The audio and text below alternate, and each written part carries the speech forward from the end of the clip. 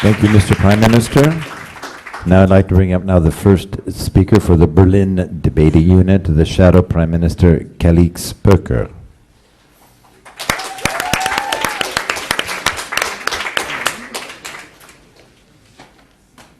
This is becoming more difficult than I expected.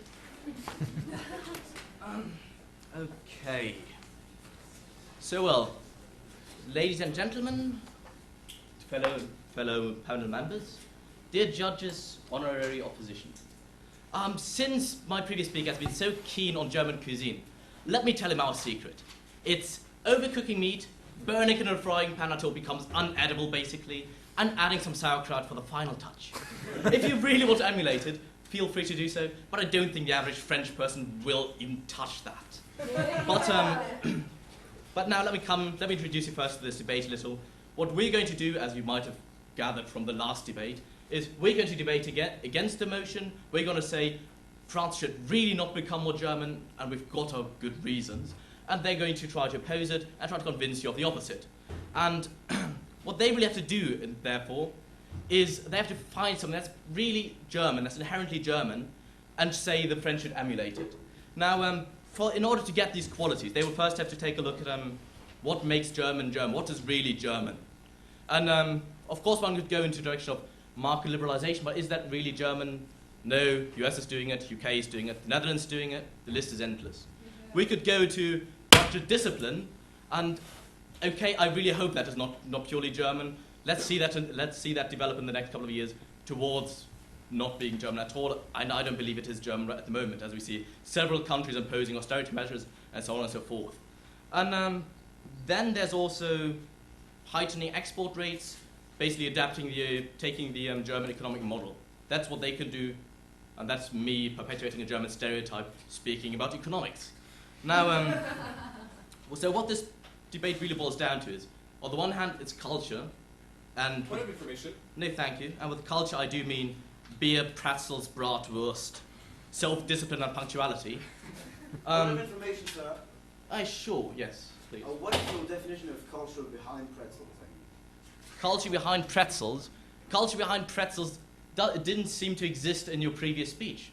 That's basically what it boils down to. What you wanted to emulate is not shame. What you wanted to emulate.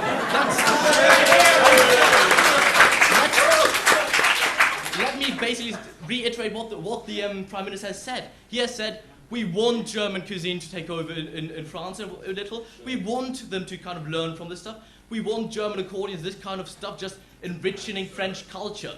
I don't see the enriching aspects in this. I do not, and we will show you why. No, thank you. And now, I want to more focus a little on the economic aspect right now, again perpetuating German stereotypes, and take a look at the data. We've got German GDP growth of 0.4% the last quarters. We've got French decline in 0.3%. So that's 0.7%. We're doing better economically. That is true. And also, our interest rates are 1.28%. There's our 1.98. Yes, this sounds pretty dull, and we will come back to it later. My pleasure.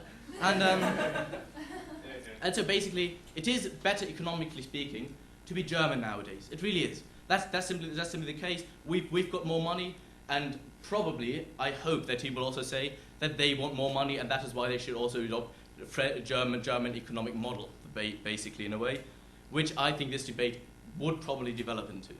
Now, the question is, what are our values? Do we really just want economic growth for growth's sake?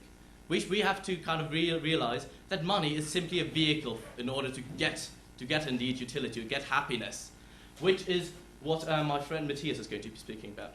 Kai will speak a lot about indeed the economic matters, about why indeed that isn't anything that is not really important, and why it's not even implementable in any way possible.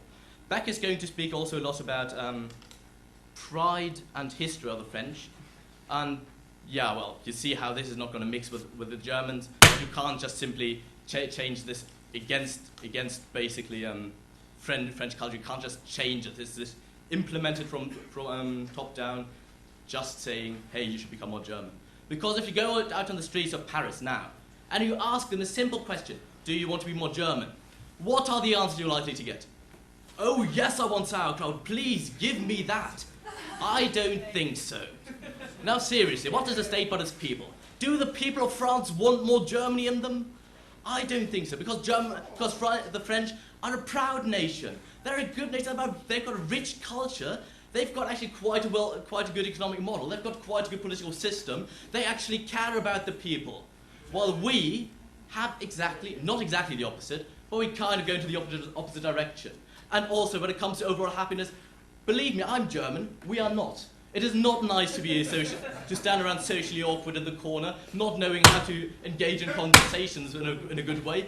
It's basically, we are a social disaster. We were born to work, we're indoctrinated. From the first second I basically got born, I was told, you will become a good worker one day, and you will be efficient. That is nothing I want for France. And that